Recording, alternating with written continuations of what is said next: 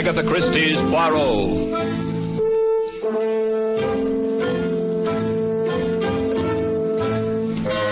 From the thrill-packed pages of Agatha Christie's unforgettable stories of corpses, clues, and crime, Mutual now brings you, complete with bowler hat and magnificent mustache, your favorite detective, Hercule Poirot, in Murder Wears a Mask.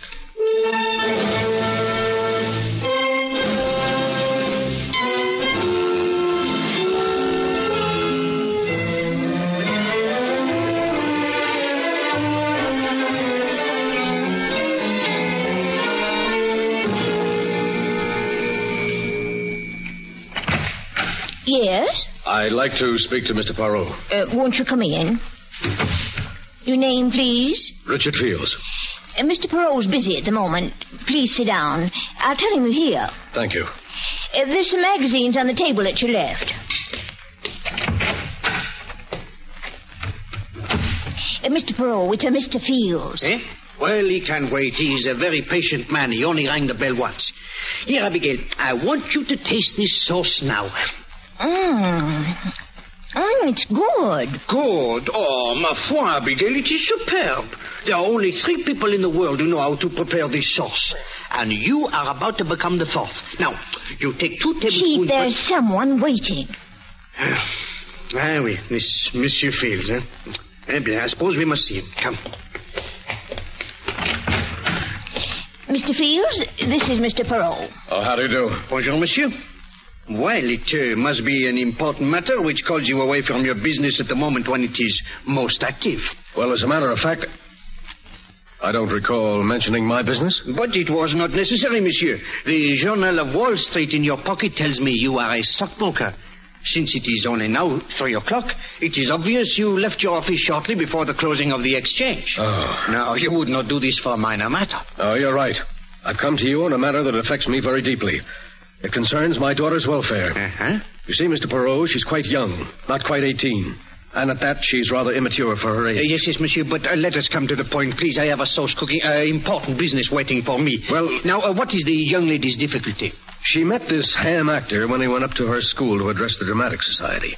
He's still quite distinguished-looking in a dissolute sort of way, and she promptly became infatuated with him. It's partly his reputation, I guess. He's been a matinee idol for 20 years. Well, that seems very normal behavior for a young girl of her age. Yes, but the horrible part of it is that he became equally interested in her. Why, the man's old enough to be her father. Oh, you must have heard of him. His name... Wait, monsieur, please. I should prefer to hear all the facts before you mention any names. I never like to engage in idle gossip. This is no gossip, I assure you. I was up at this man's apartment only an hour ago. He was showing my daughter a necklace he had bought her as a wedding present. Oh, monsieur, he woos her with diamonds. It is not illegal. In this case, Mr. Poirot, it's immoral. She's too young to see through him. Uh-huh. But why do you come to me? I want you to help me break up this affair. Oh, monsieur, what The man has led a sordid life. You're an investigator. If you dug around, you could produce proof of some of the things he's done. Proof that even Laura would have to believe. I'm sorry, monsieur. You've come to the wrong person. My talents, such as they are not available for such enterprises. Good day, sir. I can afford to pay you well. Monsieur, no one in the world is rich enough to buy Hercule Poirot. Now, you will excuse me, please. I have important work in the kitchen. All right. I can't force you to do it, but I want you to know that you're leaving me no alternative. Eh? What do you intend to do? Something very simple, Mr. Poirot. And at the same time, very conclusive. Good day.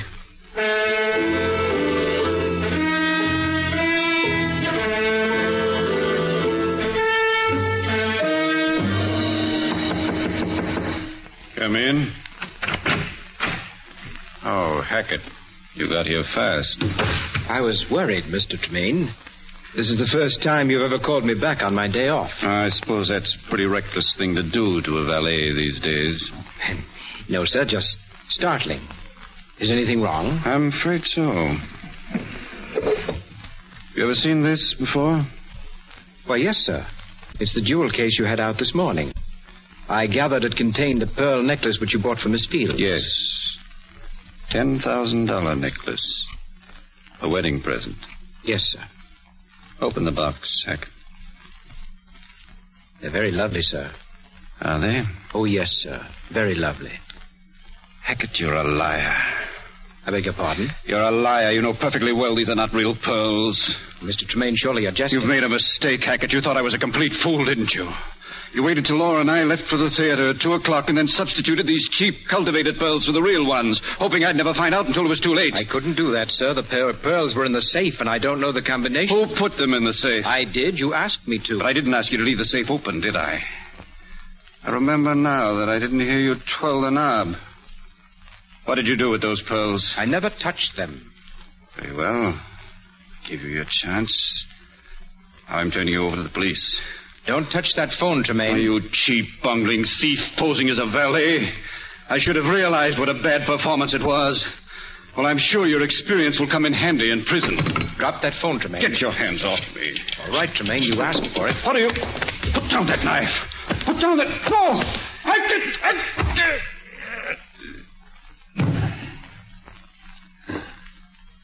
Exit. Mr. Tremaine.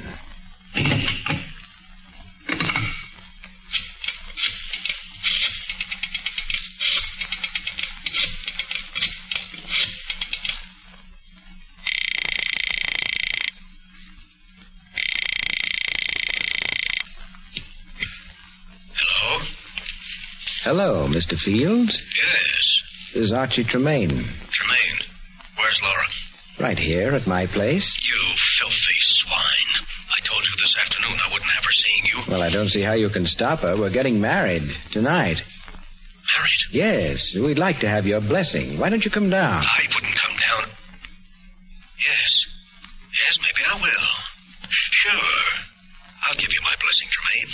Wait for me. I'll be down in 20 minutes. Don't worry. I'll be here. And so will the police.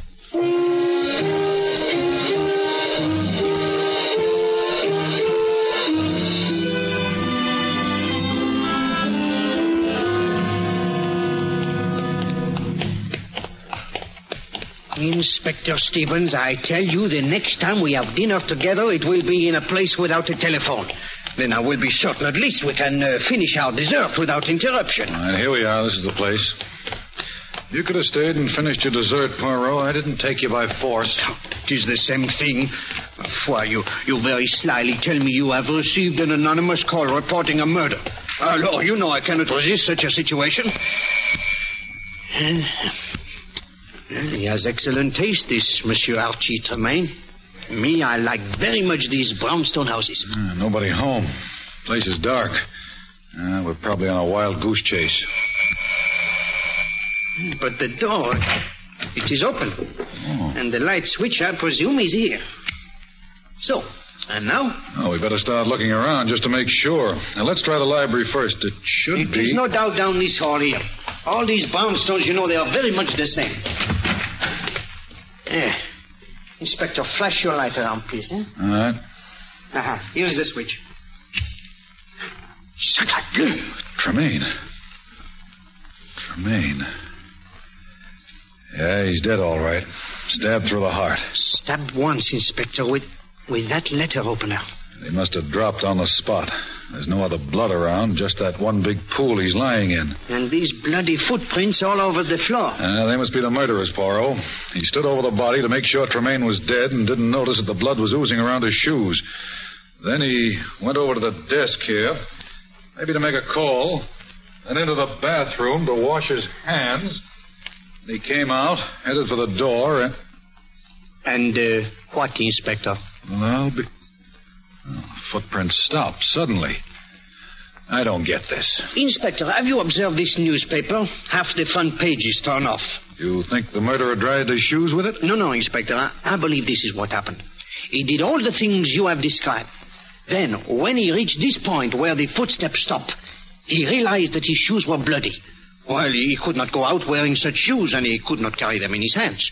Now, he looked down, and voila! He sees another pair of shoes. Fine, clean shoes, free of any blood.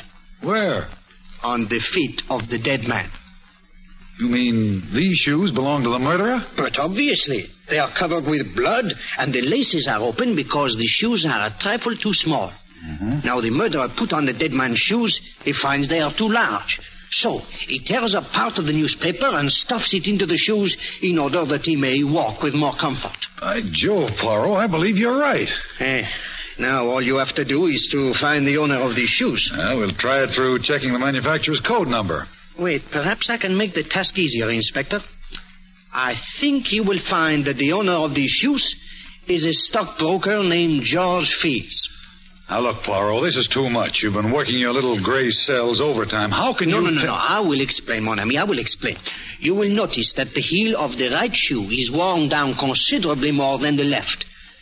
Earlier today, this Monsieur Fields, who limps rather badly, came to see me. He uttered dire threats against someone who fitted the description of poor Monsieur Tremaine here. So you see, Inspector, I employ the sharp eyes and the ears rather than the little gray cells. And they tell me that you had better question this Monsieur Fields at once.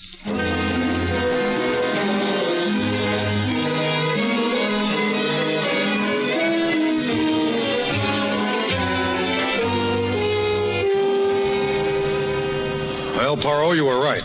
We've got Fields here at headquarters under lock and key. He's our man, all right. He was trying to burn Tremaine's shoes when we called on him. You are sure he is the guilty man, eh? Of course. He tried to tell us some cock and bull story about getting a call from Tremaine and finding him dead when he got there. Says he got his shoes all bloody before he saw the body, and then he became panicky and changed them. Just as I thought. Mm-hmm. But he's the killer, all right.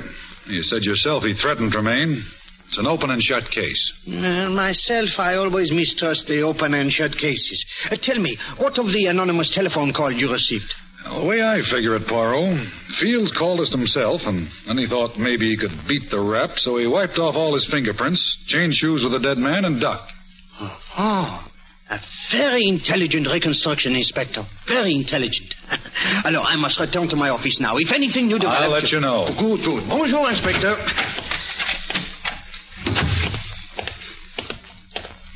Mr. Poirot. No. Oh, Mademoiselle Fields. Mr. Poirot, may I please talk to you for just a moment? Oh, but of course. I know how distressed you must be. Here is a bench in the corridor. I don't think we will be disturbed here. Thank you. Mademoiselle, let me assure you of my great sympathy if there is anything I can do. There is, Mr. Poirot. You can prove my father is innocent. Oh, that would be extremely difficult, mademoiselle. All the evidence seems to point to his guilt. Well, I don't care about the evidence. He didn't do it. He couldn't. He was in my office, Miss Fields, and he threatened to take desperate measures. He lost his head, but he didn't mean what he said. And he was there in Monsieur Tremaine's apartment about the time of the murder. He admits this. Well, of course he admits it. He has nothing to hide. But at first, mademoiselle, he did deny it. And the exchange of shoes, the removal of the fingerprints. Oh, Lord, these do not seem to be the acts of an innocent man. Mr. Poirot, he was trapped. Someone lured him down there and planted the evidence to convict him. That is what he tells us, and I will not say it is impossible, you know, but there must be proof. Don't worry, I'll find it somehow. George will help me. George? Oh, that is Monsieur Hackett, eh? Yes, Archie's valet. He knew a lot about Archie. He's downstairs now talking to the detectives. I'll go and get... Oh, here he comes. George! George! I beg you... Oh, Miss Fields. How are you? George, this is Mr. Poirot, the great detective. Well, how do you do, sir? I've heard of you, of course. Enchanté, monsieur. I have heard fine things about you, too. Oh, thank you. George, you've got to help me find the murderer. Well, Miss Fields... Go on, say it. You think my father's guilty? No, I won't say that, but I don't see how I can help you. Well, did Mr. Tremaine have any enemies? Anyone who hated him? Enemies? I don't think so. Of course, there were many people who disliked him. Why, monsieur? Well, frankly, sir, he was rather an egomaniac. He couldn't stand being in the background for a minute. It was always top billing for Archie Tremaine. But as I told the police, I can't think of anyone who'd want to kill him. Well, maybe some woman who was jealous about the necklace. The necklace? Yes, the pearl necklace he was going to give me. You were there, George, when he showed it to me that afternoon. Oh, yes, miss. I heard some conversation about it. Of course, I didn't see it. Mr. Poirot, the police found the necklace, didn't they? Matched pearls with a small diamond clasp. No, mademoiselle, I do not believe so. I myself saw everything that was found in the house, but this is the first I have heard of a necklace. Oh, Monsieur, I hope you will not be offended if I ask about your movements on the day of the murder. That was the first thing the police asked me, Mr. Poirot. It was my day off. I left Mr. Tremaine's apartment shortly after he did and spent the rest of the day and the whole evening with my parents. Oh? I do that every week on my day off. I see. Your parents, they live here in this city, huh? Yes, of course. They share a flat with me. Eh bien, I was merely curious, you know. Mademoiselle, I do not know where this matter of the necklace may lead us, but it gives one furiously to think. What say you, Monsieur Hackett? I think Miss Fields has brought up something important. Something very, very important.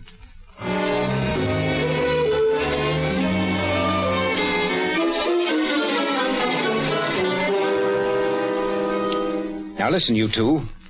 You live with me, do you understand? The date was April 5th, Thursday, and I was here all evening. Were you, George? That's interesting. I don't like your tone, Daisy. And I don't like getting the short end of the deal all the time. What?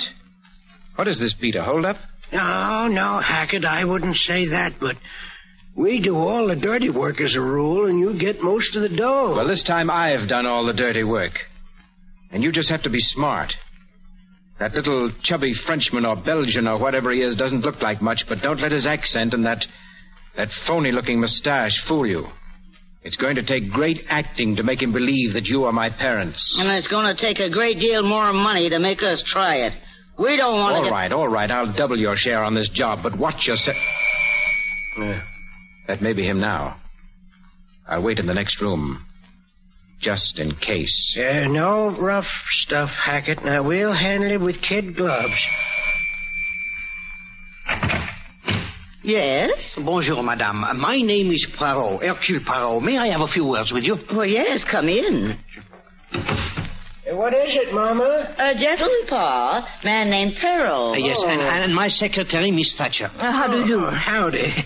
Excuse my shoes being off. We wasn't expecting any callers. Oh, no. Do not be deranged, monsieur. We will be here only a few moments. Will you have some cherry cordial, sir? I made it myself. Oh, madame, you are too kind. No. I wish only to ask a few questions about your son. George, what about him? Well, you know, I presume that his late employer was found murdered. Oh, yes, poor Mr. Tremaine. A kinder man there never was. Every Thursday, George would come around and talk about nothing but his wonderful Mr. Tremaine. Every Thursday, madame? Yes, sir. His day off. Tell me, on April 5th, the day of the murder, he was here that day too, huh? Why, what do you mean, Mr. Poirot? Of course he was here. All day? Oh, from, about 2:30 on. He was teaching us to play gin rummy. Do you play gin rummy, miss? No, I'm not very good at cards, and I don't drink. Tell me, madame, where is your son now? I believe he's over at Mr. Tremaine's place, straightening things up, you know. I see. Eh bien, you've both been very kind. Oh, must you go so soon? Well, I said it would only be a moment. Come, Abigail. Well, I'm sorry George wasn't home.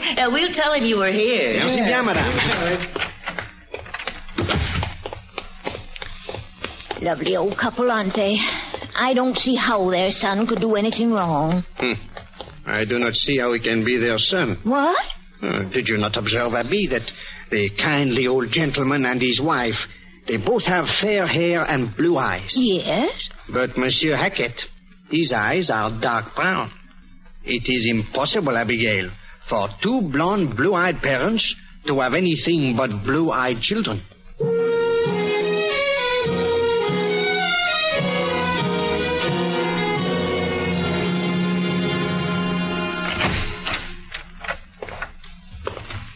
May I help you, sir? Oh, yes, if you don't mind. I am interested in a necklace which you recently sold to a Mr. Archie Tremaine. Really? May I ask what your interest is? Oh, my name is Hercule Poirot. I would like Hercule Poirot, the brilliant Belgian detective. Oh, monsieur, I am flattered. Most people take me for French. We've heard of you, the diamond people in Antwerp. They speak your name with reverence. Well, thank you. Now, about this necklace. Oh, yes. You did sell a necklace to Monsieur Tremaine, eh? Yes, a very fine pearl necklace. See, it was delivered to him on April 3rd. April 3rd. 2 days before he was murdered. Yeah, this puts a new light on everything. How so, Chief? Well, the motive, Abbe. If the motive was robbery, Monsieur Fields is clear. He himself is very wealthy. He would not kill for jewels. But it's gone, Chief. Who took it? I do not know, Abby. But when we find the person who has the necklace, we will have the murderer. Why, in that case, Mr. Poirot, you'll have to arrest me. Eh? You? I have the necklace right here. Mr. Tremaine returned it on, on April 5th, last Thursday. Monsieur Tremaine himself returned? Yes, Mr. Poirot. He bought it on the understanding that he could return it within 10 days. He walked in here last Thursday, said he'd changed his mind about the lady and the necklace. And you refunded his money? Yes. As a matter of fact, we gave him the cash. It was just after 3 and the banks were closed. He said he was leaving town that night. Well, there you are, Chief. That brings Mr. Fields right back into the picture. Monsieur, you are quite certain that it was Archie Tremaine who was here? Positive. Well, his picture was in the papers every other week. I imagine everybody knew what Archie Tremaine looked like. The silver hair, the monocle. No, then it must be so. Come, Abigail. There is still one small matter about which I must satisfy myself. Where are we going, Chief? To the library, Abby, to do some research. The library? What do you expect to find there? The biography of a murderer.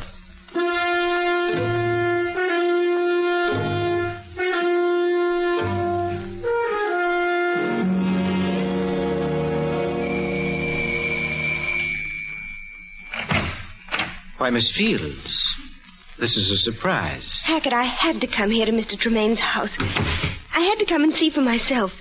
Is there anything... I'm terribly sorry, miss. I've gone through all of Mr. Tremaine's belongings, and there's not the slightest clue, not the slightest suggestion that anyone else could have killed him. Oh, it's horrible.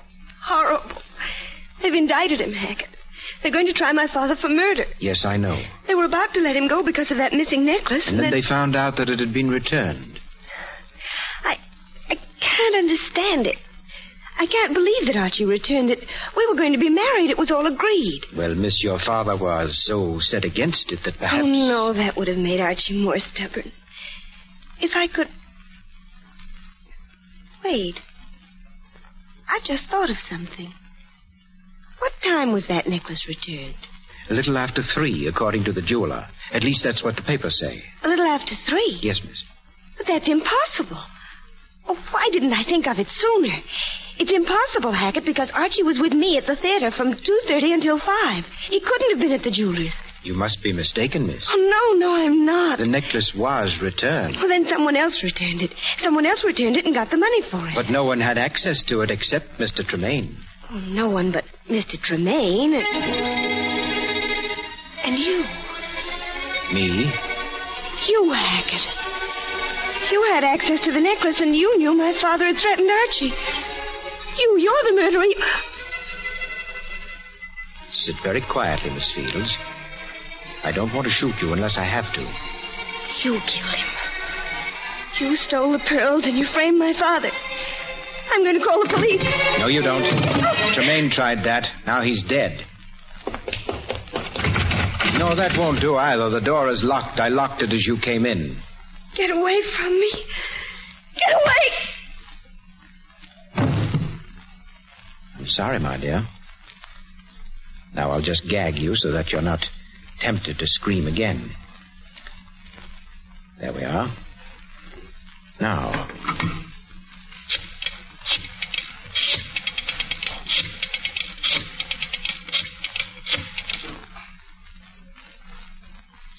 Hello, Daisy. I have a little job for you. No, it's not as hard as the other one. Doesn't require as much talent. Is that laundry wagon still available? It is. I have Pete drive it down here to Tremaine's place. I'll have a bundle ready for him.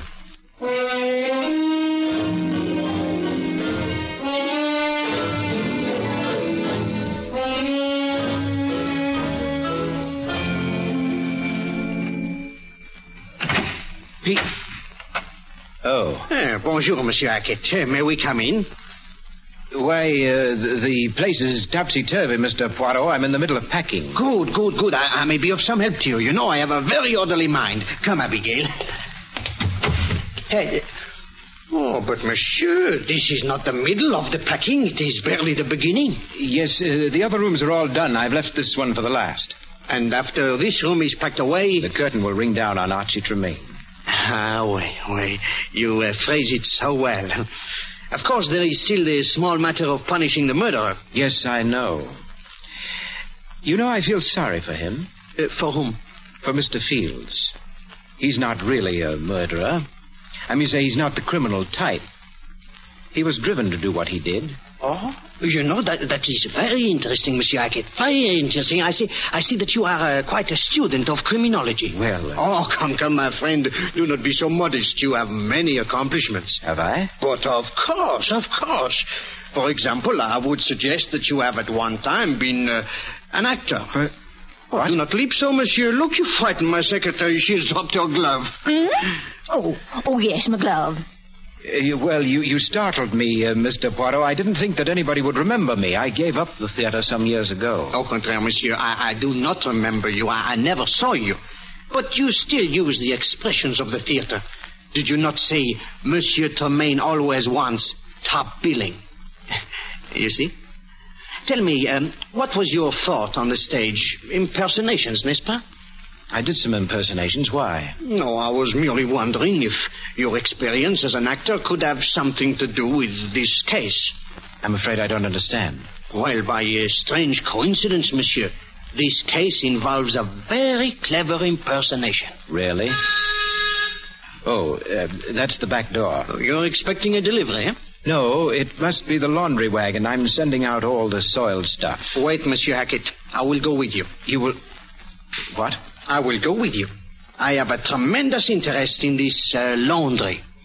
Why, there's no need for you to go. The bundle is already at the back door. Nevertheless, I should like to see it.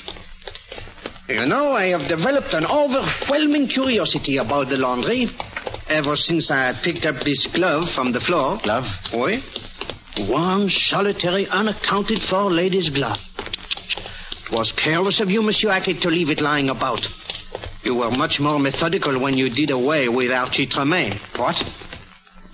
You don't know what you're talking about. I assure you, my friend, I know precisely what I'm talking about. You are a thief, Monsieur Hackett. You have been one since you gave up the acting 5 years ago. Ah, yes, monsieur, I looked it up. You have plied your trade by posing as a valet or butler and stealing from your employer when the opportunity presented itself. In this case, the opportunity came on the day you saw the necklace Monsieur Tremaine had bought for Miss Fields. You stole the necklace and went to the jeweler's impersonating Tremaine and received the cash for it. Why, you're mad. Unfortunately, Monsieur Tremaine found you out the very same day. He threatened to call the police. So you killed him. And then a delicious thought occurred to you, monsieur. The thought of implicating an innocent man. So you called the police to tell them of a murder. That was a mistake, monsieur. That was when I started to believe... All right, Poirot. You're clever, but you talk too much. I guess Pete will have 2 more bundles to take with him. Okay, Pete. Pick him up, Hackett. But I thought... Where's Pete? Don't worry. We've got him nice and safe in a patrol wagon. Right where you'll be in just a minute. You see, monsieur? Your goose is boiled.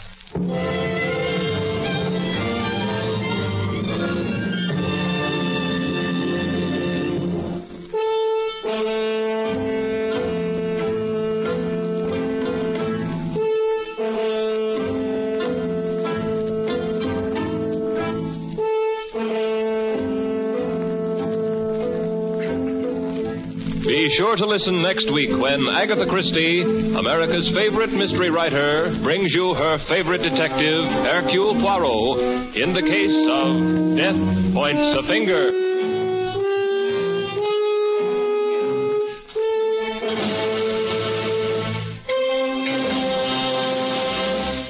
Agatha Christie's Poirot is directed by Carl Eastman. This is the Mutual Broadcasting System.